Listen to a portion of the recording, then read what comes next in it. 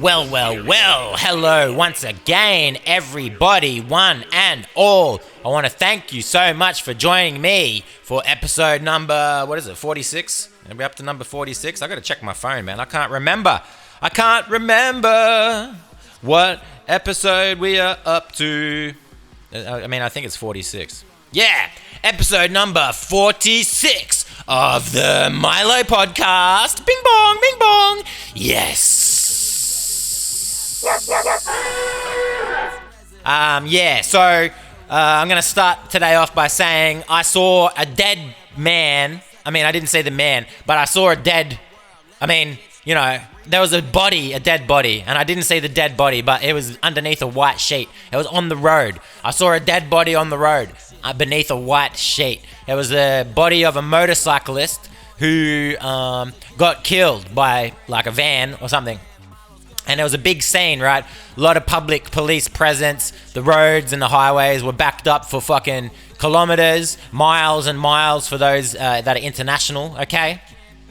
That's what happened. And I had to drive by that scene, and I was stuck in traffic and taking alternative routes, which were also blowing up with a lot of extra traffic and stuff like that.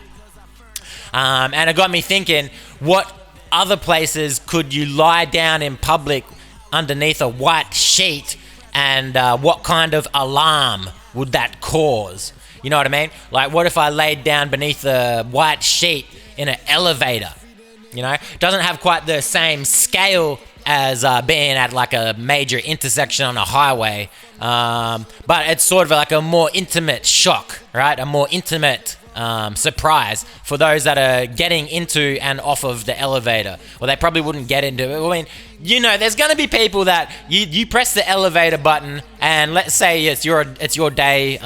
You just got home from work, right? And it's been a shitty day, and you're going back to your shit apartment. There's just people stacked on people, dystopian apartment block where you live in a couple of walls or whatever, beneath and above people, and with people surrounding you who you never know or meet or interact with apart from seeing them in the hallway. Dystopian type shit. You've had a bad day at work. You press the elevator button. It takes longer than usual. It feels like it takes longer than usual to come down to ground level. It finally opens up with a ding, and there's a dead body beneath the white sheet. You know that there'd be some people that are like, fuck this, man. I'm too tired for this shit to deal with this or process it right now. So I'm just going to go home, and they get in the elevator and they ride it. But I think a lot of other people would be shocked. Those people that would be indifferent, probably in the minority. There's a lot of downtrodden, beaten down, Down syndrome type having people out there in the world, right? Especially in the workforce, and but those people are probably in the minority compared to the amount of normally well-adjusted social individuals that would react appropriately to a dead body being in their elevator. You know what I'm saying, bruh? So yeah. I was thinking of what places. So yeah, elevator would be pretty surprising. People trying to get like their kids up and down the elevator from the apartments and stuff. Like they got to deal with a dead body in the elevator. Probably take the stairs, right, to save the children from getting psychological trauma and PTSD and stuff like that. You know what I'm saying, bruh? But where else could it be? Like maybe a service station, like a petrol station. That would be a good one, I think. Probably be a bit dirty though, like laying down on the ground there, covered in fuel and diesel and worn out rubber that's been shredded off of tires and stuff like that, grease and grime, all types of shit. Probably car battery acid. Anything, right? All the major polluting substances all over that ground. But anyone that would try to come through and fill up the car park, they'd have to drive around you, or they'd be like taking photos, or you'd be the talk of the town, man. You'd probably be like the most exciting thing that people had seen that day. Because I'm still thinking about the time that I got stuck in traffic and there was a dead body on the road, and that was like a week ago. So yeah, it'd probably make a lot of people's days more exciting at the very least.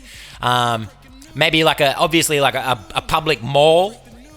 I think that'd be a big one. Lots of people going out there, families, tourists. That'd be a shocking tourist trip, wouldn't it? Imagine going to overseas and you go into the shopping center to buy some souvenirs and there's a dead body.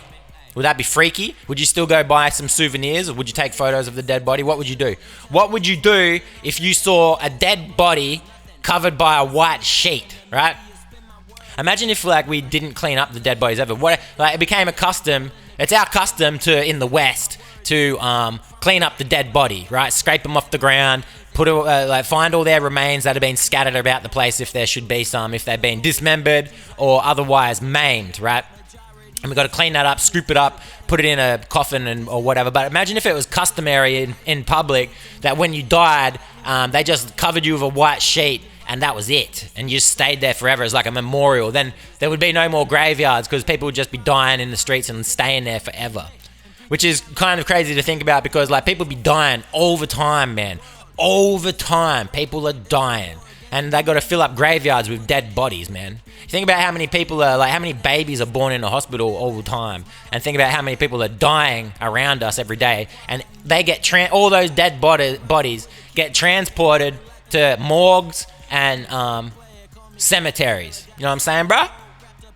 And so if they were no longer being cleaned up off the streets, I think there'd be a lot of dead bodies around. It'd be starting to look like the plague times again, the bubonic plague from back in the day, in the dark ages or whatever, man. People would be dying because of rats and fucking other infestations of blood-sucking mites or whatever the fuck that are transmitting the bubonic plague and leaving bodies piled up out there in the streets, you know? It's like when I think about the bubonic plague, I think of Monty Python because there was wasn't it in the Nights of Ni or whatever? No, is that the Holy Grail?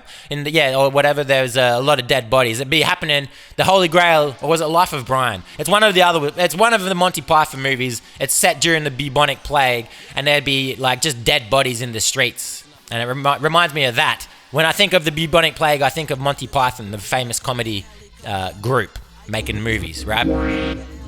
Or what if you instead of being a streaker or a nudist, they jump out onto the football field or the baseball pitch. They jump in the sports grounds in public when it's being live telecast, and they get all naked and they go running or whatever, all for a bit of a thrill, a bit of attention. What if you got out there like prior, or no, you snuck out there somehow. Say you were invisible, and then you took your cloak of invisibility, which was a white cloak, and it had an on and an off feature. And so you put it on, you turn yourself invisible, and then you go out onto the pitch, right? And then you lay down beneath the sheet, and then you turn the invisibility off. And then suddenly everyone's like, oh, what? There's a dead body. That'd freak out a lot of people because there can be like 1 million plus people in like a stadium, or hundreds of thousands at the minimum, right? Probably the biggest stadiums in the world can hold millions of people, I would imagine. And all of those people got to be wondering like, what the hell, man? Why is there a dead body suddenly on the pitch? Biggest stadium population. Let's have a look. I'm going to see what the biggest... Jamie, pull it up. The biggest population. The Rungrado 1st of May Stadium. What kind of name is that? The Rungrado 1st of May Stadium. That's stupid, man. That's the dumbest name ever. Rungrado, what does that mean? In Pyongyang, North Korea, holds the title of the world's largest stadium with a capacity of 150,000. Is that it? 150,000? I thought that there was bigger stadiums than that. I thought there was stadiums that could hold like 1 million people, man. How many people go to Mecca every year or whatever and like circle the cube? There must be a lot of people. Maybe there must be millions of people that do that, but like maybe not all at the same time. You know what I'm saying, bro? So anyway, I'm looking at Wikipedia now, and apparently like that. Well, so first of all, when I was just telling you about the Rungrado 1st of May Stadium holding up to 150,000, that was from the top result on Google. But now I'm looking at a list on Wikipedia of the biggest stadiums with a capacity of 100,000 or more people. And actually, it seems like the largest one, according to this list, is actually in India, and it's called the Narendra Modi Stadium. Isn't that named after the president of India? Isn't that guy's name Modi? I think it is. And then next is the Rungrado 1st of May Stadium. So it says here the Narendra Modi Stadium in India can hold 132,000 people total. And then beneath that, in Pyongyang, the North Korean one, Rungrado 1st of May Stadium can hold 114,000. So it's a lot of people out there, and a lot of stadiums.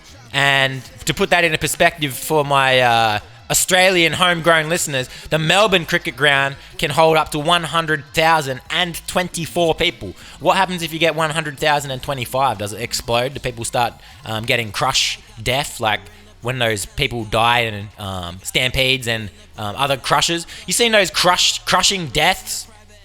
I mean, that doesn't really narrow things down, because like you can get crushed under a platform, or like crushed by an elevator. I've seen some of those, or crushed by heavy machinery or whatever, like crushed by heavy stuff. But there's those ones where people get like so compacted in wasn't it in Korea or some shit? There was one in the last 10 years that was pretty bad, where a lot of people got stuck, and like they're so stuck and compacted into a tight space that they can't even like move. It just makes me wonder, like, how the fuck do you even get in that situation where you're like so squeezed in? How did you get there in the first place, man? It's like when you stick your finger in a hole that's too small, but you don't realize it's too small until it's too late, and you force your knuckle through, and then you try to pull it out, and the knuckle won't come back out because like the little bit of blood that's still pumping to that digit has sort of swollen up the finger beyond the knuckle point, beyond the pinch point, and now you're all fucked up, bruh. You know what I'm saying, man? So yeah, laying down in a stadium of 150,000 people must be pretty brutal, especially if you're beneath a white sheet. But maybe if you just did it without a white sheet, that would be pretty brutal too, because all those 150 people would be able to see how chill you were just laying there, being all eyes on you, center of attention, and you're not even performing. You're just like totally chilled out, just like, yeah, witness me, observe me in my hedonistic laziness. I'm totally comfortable and just like chilling out here in front of 150,000 people while there's a soccer game happening or whatever, bro. You know what I'm saying, man? Now, a lot of people, they don't know the secret to cooking a good steak, right? There's a lot of misinformation, a lot of disinformation, and a lot of left-right arguing about it. Like, people want to pull you left or pull you right about which steak is the best. On the right side, you've got well-done cremated steaks, and on the left, you've got blue, still bleeding, raw, cut from the calf, right? Cut from the cow steaks, cuts of meat. And, you know, some people will cook their steak in water, they boil it, and then they sear it. And then some people, they cook it in the oven and give it a sear. Or some people don't sear their steaks at all, they'll broil it or whatever. But that's all shit. You got to get a good crust on the outside of a steak, right? Sort of like a bread. And if you're one of those people that don't eat your bread crust, then maybe you can boil your steak. But here's the secret. Instead of boiling the steak, you got to season it nice and well. You got to use some, you can use salt, pepper, maybe some lemon oil, and maybe some garlic powder. And then what you got to do is slap that bitch down on a cast iron skillet, searing hot temperature. Burn that bitch on the outside until it forms a nice hard crust. And then what you're going to do is penetrate those layers deep down until you can find the juicy red gold, right? You let it sit for a while, and then you let it contemplate the things that it's done in its life and the bad mistakes that it made, the choices that it made to get itself in this situation. And if you want to help it through, like make it a little bit more obvious, maybe you can sit down and talk with it about its choices. Like, were you born on a farm? Then why didn't you leave? How come you didn't ever get out of the meadow and go on your merry way out in the wild like a wild cow? You know, didn't you hear the call of the wild? You're an animal. These animals, a farm animal is considered domestic, because they're not really like trained, you know? And then, so anyway, the secret to getting a good steak is you got to butter that bitch up, throw some garlic butter in there, yeah? And then get some rosemary and some thyme, and then get some oregano, and then you get some other herbs too, like, what else is there? Or you can get some spices, I guess. You can get paprika, and then you can get cloves, and you can chop up some chives. You can maybe even like break down a bit of cheese and get some condensed onions, and then you mash it all into like a gravy, roll it around in a bowl and add pasta. And then once the pasta's done, you can boil it al dente, right? Al dente, like Dante's Inferno. And then you go over to Dante and you let him try it, and if he likes it, he's going to tell you the secret of a good steak and how to make a steak even better than what you just did. And then what he's going to tell you is you need to bring it down to its brass tacks, right? You got to bake it down to its raw entities, the elements of a steak, which are fire, water, and meat, you know? So you get that fire cracking, you get the meat cooking, you get the water boiling, and when it's raining outside, that's a good sign that you need to cook a steak today, is when it's raining, because the weather will increase the humidity, and that lowers the boiling point of the water, because there's more water in the atmosphere. It gets more easily boiled and steamed. Don't steam the steak though unless you're a steamy steak guy, in which case you could probably do it in the shower on a cold winter's night, you know? Just bring the steak in there with you and then take it out and sear it after.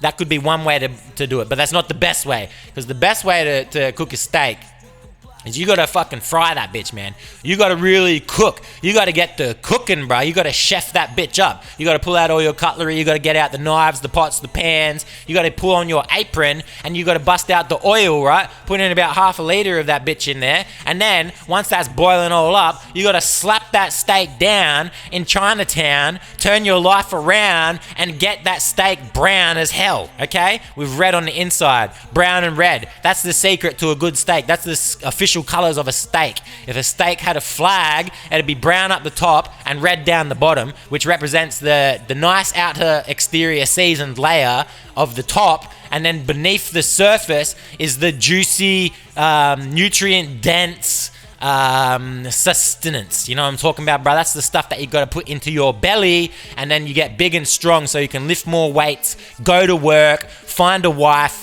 buy a car, have some kids, go to the cemetery and die after you've done all that. And then you can look back on your life on your deathbed and think, man, at least I cooked some badass steaks, and everyone's going to remember me. Maybe they'll put you at your funeral. Someone will give a eulogy and they'll tell everyone, they'll tell the world, they'll live stream the funeral, and they'll say, this guy was really good at making steaks. He made some of the best steaks that you have ever seen. And if you haven't seen a steak before, then I would show you one from this guy because it's the best one. And after you've seen that, no other steak will properly compare to the one that you've just seen, because this steak be bussin', bruh. It's got the riz, the steak riz, man, right? And then maybe I could cut up pieces of your steak, like if you've put enough of them away, you could make some steaks, freeze them, and then they could cut them up, and the audience of the funeral could sample it while they were there, and everyone would know what you were talking about, and maybe someone would fund a charity named after you called Feed the Poor or some shit, feedsteaktothepoor.com, and then raise a lot of money in your name, and then you'd really leave a lasting legacy on the Pegasus, and the unicorns will come through in uniform, bruh. I try to keep a very, very casual finger to the pulse of UAPs and aliens and UFOs and stuff like that, because I've always been interested in like aliens and extraterrestrials and UFOs and space in particular. When I was a kid, I was just interested in space. I thought space was cool. Space is pretty cool. And as you know, I'm also a quantum physics genius. I know all about string theory, and I know about like all types of equations and algorithms and stuff like that. And just test me, man. Double slit experiment, spooky action at a distance, entanglement, ions, protons, electrons. And see, I know all about it, man. Positron rifle guns and the Large Hadron Collider and the Higgs boson. See, I know about physics, man. Don't even try. The pilot wave function, collapsible pilot wave function, man. Okay? All right? So, yeah. That's why I'm interested in, I'm casually interested in UFOs. And so like my interest got really peaked about UFOs and UAPs. First of all, there was like the military aircraft a long time ago. This is like 10 plus years ago. They were the gimbal video. There was that. That was a famous UFO video that was shot by a reputable Air Force pilot, which shows some kind of crazy thing on a camera going into water. I don't know. It's crazy. Search gimbal video. And there's another one. There's Tic Tacs. There's all types of UAPs and UFOs if you know what the fuck I'm talking about, okay? UAPs, UFOs, right? So, I mean, I've been interested in that type of shit for a while, just casually. But recently with the David Grush stuff, which was like 2 years ago now or something, like at least 1 or 2 years ago, like 18 months or some shit, there was that dude. He was like a super top secret man, and he is a whistleblower as well. And that was really interesting right at the beginning. Right at the beginning, it was interesting. But after that, he started to do the rounds on the press. And it seemed to me like he couldn't tell anyone anything. And he was just an absolute dork, possibly autistic as well. And I'm not holding that against him, but he is a real big dork. And he won't tell anyone anything. He went on Joe Rogan and everything was classified. He couldn't tell Joe anything, which sucked. And so, yeah, that was like a big expose. He went on 60 Minutes. It got a lot of media attention. And anyway, he was out there talking about UAPs because as far as he is concerned, okay, so David Grush is supposed to be a reputable a USA intelligence asset type guy who works very closely inside of the higher levels of the top secret military and all this shit. And that seems to be factual, right? So this guy, David Grush, he believes, he's become convinced beyond a shadow of a doubt that there is non-human intelligence on Earth, right? And that they're the ones that are behind the UAPs. Simply because, not simply because, he has a multiple number of many reasons as to why. Personally, I think that he's just a bit stupid, and he's probably been led astray by some dudes that are a little bit more conniving and intelligent than him, maybe better critical thinkers. I don't know what it is. I don't believe the non-human intelligence. There ain't no aliens here on Earth. Or if there is, they're not like... we don't know about them, okay? We don't know about the aliens that are here. This guy reckons he does, though. He reckons that the government's tied up with aliens and everything. And it's crazy. Like, this is what I mean. It was really interesting right at the beginning because these were his claims. But then he is who he claims to be. Like, he's a high-ranking intelligence official or whatever the hell, dude, right? So in the beginning, it was really interesting. But as time went on, it very quickly became apparent that he wasn't going to elaborate on anything. And I don't know. He just seems like a bit of a grifter to me. That's my opinion. So it was interesting in the beginning. It piqued my interest. And there's a lot of UAP activity lately, right? Which is basically just the fancy word for UFOs these days. A lot of drones out there. A lot of drones doing things that a lot of people are under the impression that humans don't have the technology to do what the drones are doing, which automatically means that it must be aliens. Duh. No. But what I tend to think is that most of the UAPs are probably just like hidden military intelligence. Could be a new realm of physics that hasn't been the public is not privy to. Hasn't been released to the public because they say that the military is like decades ahead of civilians, right? Decades ahead of regular public consumerism type technology. But anyway, all of this preamble is leading me towards. There's this, so, ufology and UAPs, a very, very popular subject, particularly since this David Grush stuff. Like, UFO spaces have been flooded with millions of new people that have suddenly become interested in the topic because of the David Grush stuff and how highly politicized, well, not highly politicized, but highly publicized it was, right? Like, you had 60 Minutes doing big stories about it. You had every podcast in the world talking about it and all the rest of it. So that leads people now to have there's now millions and millions of more amateur enthusiasts and clueless morons out there that are looking at the skies and they're all thinking that they're seeing stuff. Oh, the meteorite. That's a meteorite. It must be an alien. Oh, there's a star. It must be an alien. Oh, there's Mars. That's definitely an alien. Oh, look, the sun just come up in the morning. That's an alien sun. That's definitely a non-human sun right there, So yeah, so because of all of these observations, a lot of idiots observing things that there's like a large subset of people out there in the UFO community that now believe in psionic orbs, right? So maybe I should back up and say that there's a large subset of people in the UFO community who believe that consciousness has something to do with the appearance of UAPs. And there's even like gurus out there that believe that they can summon UFOs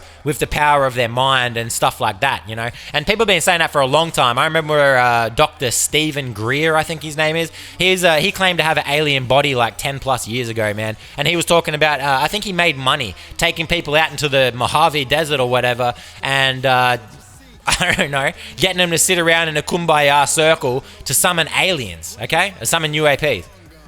And so there's a lot of people that believe now that aliens or drones or whatever the fuck are like tied in with human consciousness or something. So you just think about it, you focus on it or whatever, which is a bunch of bullshit, bunch of shit. And yeah. But what I'm trying to talk about is that people believe that there are psionic orbs out there. So it's not enough that there's like mechanical UAP, UFO type things that people can't identify. People actually believe that there's like, balls of energy that are floating around and that there's somehow tied to human consciousness in the same way that summoning a alien or UAP is, right? And so I just wanted to say that, like, how would I become a psionic orb if I wanted to become one? Because being like a pure being of just like raw energy that forms into a bowl of light to float around the earth, do you think that they've just transcended human emotion? I'm not trying to say that these psionic orbs are transcended humans, because first of all, I don't believe that they exist in the first place, and I think it's stupid. Like, think about ball lightning. I don't think that ball lightning has ever been proven to exist. Isn't that just like a fake phenomenon? Sort of like spontaneous combustion, which is not really real in the same way that cartoons portray it. Because when I saw spontaneous combustion happening as a kid in cartoons, I thought, oh yeah, so you just walk around and then suddenly you just burst into flames, which is pretty metal, pretty cool, right?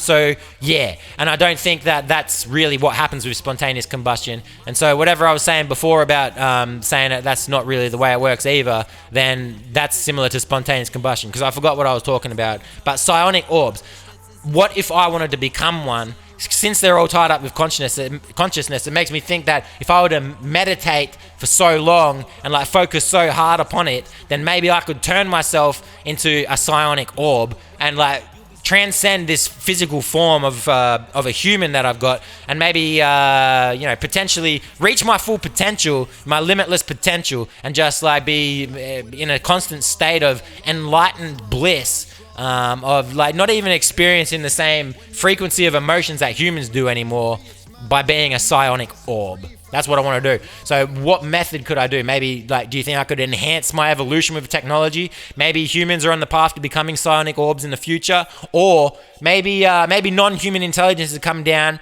and they are a psionic orb. Maybe just aliens have come from billions of light years away, like billions of years traveling at the speed of light. Can you even you can't comprehend how large that is, because it's so beyond human comprehension. It's just insane. You can't even imagine 1 year at the speed of light. You can't imagine traveling 1 second at the speed of light. So imagine traveling 1 billion years at the speed of light just to come to Earth and float around so that people could take grainy photos and footage of you and, speculate about your existence or whatever, and marvel you and ogle you like a dude that's laying beneath a white sheet in a stadium, you know? Maybe that's what the psionic orbs are. That's like I just said, man. It's as above, so below, right? You've got streakers out there. Well, imagine if they... this is just the alien version of streaking in a stadium. They come down to Earth, and then they just jump out of their UFO, UAP, and then they float around as a psionic orb, blowing people's minds, right? I think there was a bit about that in the Hitchhiker's Guide to the Galaxy, actually. They said that rich aliens would go to... primitive planets, fly around in their spaceships until they find the primitive locals, hop out and make beep beep noises just to the shock and awe of the primitive people, who would probably go on to turn those sightings into mythological religious experiences, perhaps even make that sighting, the sighting of that being into their new deity or whatever, you know? So yeah, psionic orbs, pretty cool. Would like to become one. Not sure about how to. More on that later. If I ever figure it out, I will pass on such knowledge. It seems to me that, like, on the internet and stuff, a lot of people, they want to normalize things. Like, normalize this, normalize that. Normalize taking a sick day from work because your boss is an asshole. Normalize sex workers or whatever. Normalize, I think we should stop normalizing things, because life was normal enough before, and now it's just getting weirder and weirder. Everything's getting weird, and it's because everything's becoming more normal. And so people, like, the one that gets me the most though, maybe I've talked about this before, now that I'm doing it again, or like now that I'm doing it, kind of strikes me as something I would have talked about before. But people, a popular one that people want to normalize is therapy. Like, you should be in therapy. People all over Reddit think that you should be in therapy. Therapy is healthy. Women on dating apps, man, let me tell you, like, every second profile is like, green flags I look for, you are in therapy. Or my therapist would say this about me. And it's like a little tee-hee joke. Or you should be in therapy. Stop normalizing therapy, man. Like, life was already normal before, okay? First of all, I don't need therapy. What I need is $1 billion and like a couple, like, and some head. Okay, that's what I need. I need a new car. I need like a badass bitch, and I need $1 billion. Okay, that's what I need. I don't need no therapy. All right, and then I don't have enough money to spend on therapy anyway. Don't you know that therapy is prohibitively expensive? There's long wait times. You got to go see a specialist unless you're seeing some public government appointed therapist who's probably shit and doesn't know shit about anything, right? Okay? And doesn't have enough time to see you and properly treat you anyway, because there's so many people that actually legitimately need therapies that are actually psychopaths, not just these suburban fucking young idiot Zoomers who think that they fucking need therapy because their mum was mean to them once or twice when they were kids, or they went to bed without ice cream, or whatever, man. You need therapy after you've been like in a human trafficking situation, after you've been stuck in a shipping container with 50 other people for 100 days and traveled across like fucking 3 continents to be sold into sex work that you want to normalize. Don't you understand that? So stop normalizing things, especially like therapy. I don't have the money for it. I don't want to speak to some random stranger who doesn't know me and isn't going to fucking change shit, right? Therapy is just like mindfulness, I think. They really, like, what's happening really in therapy? You're sitting there and shooting the shit with some guy, and then really they're just like and and yes. Well, it seems to me that something like this. Like, don't you really just sort of like you peel off your own layers in therapy? Isn't it about making like some self-realizations and some self-actualizations about your own fucking shitty behavior or situations or whatever it is that you need therapy for, or that you think you need therapy for, bruh? It's all about you. It's all about you. So really it's just sort of like meditating, practicing self-awareness, and, becoming like self-enlightened. Treating your problems with the respect and or whatever, like the attention that they do or don't deserve, not making big things into small things into big things, and not ignoring the big things and making them small when they're actually huge, right? You don't need to go pay someone to do that, man. You can just step outside of your dumb fucking brain for 5 seconds, try to self-analyze and like realize where you're going wrong. My life is far from perfect, but you think that I don't understand where I'm going wrong? I drink too much. I play too much video games. I smoke too much weed. I don't exercise enough. Everything. I don't save enough money because I spend it on food, And I just need to correct those problems, but I've grown up like being a weirdo, and I'm happy to live this way. Like, I accept my problems. They're not that bad, but I don't need to go to therapy for it or whatever, man. And I can't afford the fucking therapy anyway, bruh. You know what I'm saying, man? So it seems like it comes from a place of privilege, and like monetarily, financially privileged people that can afford to skip a wait list, see a specialist, and book a therapist, you know what I mean? And everyone, they just like, maybe you need therapy because you don't realize that not everyone has access to therapy or the resources to fund it in the first place. Why don't we normalize you just shutting the fuck up and becoming normal and dealing with your own problems, and do some fucking self-help and like really like ruminate on the fucking things that you're doing wrong to yourself and become a better person, and stop blaming the world for your problems, right? Wouldn't that be I'm a therapist now. Now I'm your therapist, and I'm giving you the therapy that you need right now. You've heard it from me first, right? Stop normalizing things. You don't need therapy unless you're a psychopathic murderer or a rapist or a pedophile or something like that. Then maybe you need some therapy.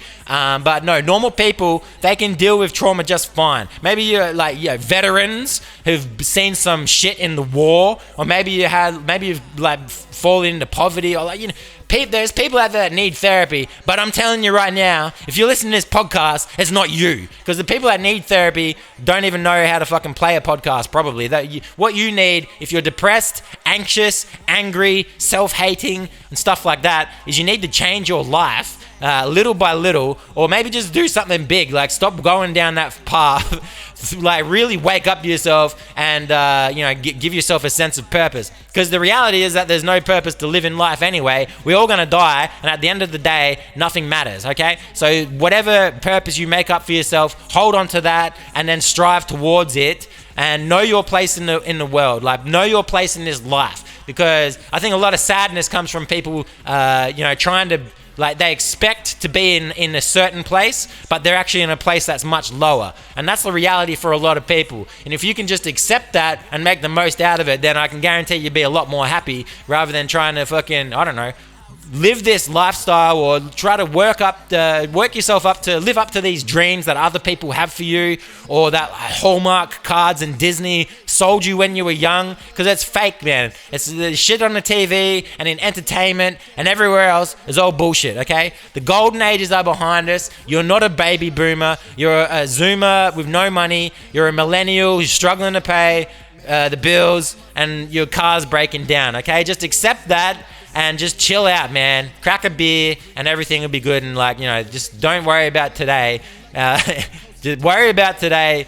Don't worry about tomorrow. You can worry about today, but don't worry about tomorrow. And now this is the end of the therapy session, and you owe me $5,000, okay? Welcome to the Milo Experience. All right. That is just about enough from me this episode, okay? I want to thank you once again for joining me today, people. Life updates, there's no life updates. Everything's normal, okay? Nothing new. Still working on that music that I keep telling you about. I'm just going to stop mentioning that now, okay? I've been considering how much longer I can keep doing this podcast for. In the beginning, I wanted to do like 100 episodes. Man, I don't know if I've got it in me, but I don't know if I should cancel the podcast either, or end it. I was thinking about maybe wrapping it up at like episode 50 or something like that. But what's the point in wrapping it up? Even if I release like one podcast a month, or one podcast every 2 months, at least it's coming out, and at least in 100 years' time, when I'm on my deathbed, I can look back at the podcast that I made, and I can say that I did that. I suppose even if I wrap it up at 50, I can still do that. But what I'm trying to say is, rather than putting a lot of pressure on myself to release podcasts and then feeling bad when I don't release them frequently enough, maybe I should just let go of that, release them when they come to me, and then and when I got that motivation, just do it. There's no, and then maybe one day I will make it to 100, and then I can axe it. I'd really just like to make it to 100. It's just like, it's a constant struggle, man. I've talked about this before in many episodes ago, like probably in the teens or the early 20s. I think I was struggling to push out podcasts. But at the same time, man, there's just a lot of shit happening right now. Like I'm really absorbed in a lot of musical projects and work and stuff like that. So yeah, whatever. It comes when it comes, people. That's what I'm saying. So yeah, that's life updates. That's real news, okay? So I'm going to wrap this bitch up. If you're listening on YouTube, you know what to do, Tube. I want you to hit that subscribe button, hit that thumbs up button, leave a comment down below, and I'll like your comment and I'll respond, okay? Say, hey, Milo, and I'll go down and I'll heart that shit, and I might even pin it, all right? If you're listening on Spotify, you're that guy. You can like the podcast, follow the podcast. You can interact with the poll. There's a poll, okay? You can interact with that. You must rate the podcast out of 5 because that's the most important thing on this fucking planet, okay? Do that. And share the podcast with a friend, all right? And that's about it, okay? Thank you so much for listening and joining me once again on episode number 46 of the Milo Podcast. Bing bong, bing bong. And remember, if you have a dream, you must still be asleep.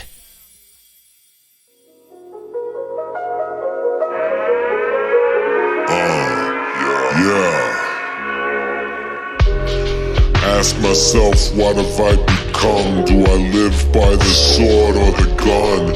Nowhere left to turn, nowhere left to run. Check my headspace. Years in the dark, had to stay on the dream chase. $5 slippers, bitch, fuck a shoelace. Fuck a brand name, bitch, I won't pay.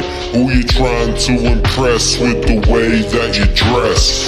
Young Milo spending cents at best and less. Hey. Withdrawn, full on. Sometimes I get a message but I don't respond. Family wanna understand me, but I don't let them know what's going on. Reclusive, elusive, it's Hollaback exclusive. Spaced in the place, we can do this, we can make it. Whatever we imagine, we create it. Hit you with the glue stick, cut it and I paste it. Master Chef meals, 5-star, you can taste it. Bring it back to reality. I don't carry cash and I'm riding on the bus or the train to a long ass day. Work my life away, rent that I gotta pay, music that I gotta make. Women worry about their dream wedding, that's bullshit. 24 carats of capitalism, while the people in the streets turning to cannibalism. Life is a juxtaposition in the cataclysm. We pass a critical limit, we all win it. I'm a sinner at his crucifixion. Hey, yeah.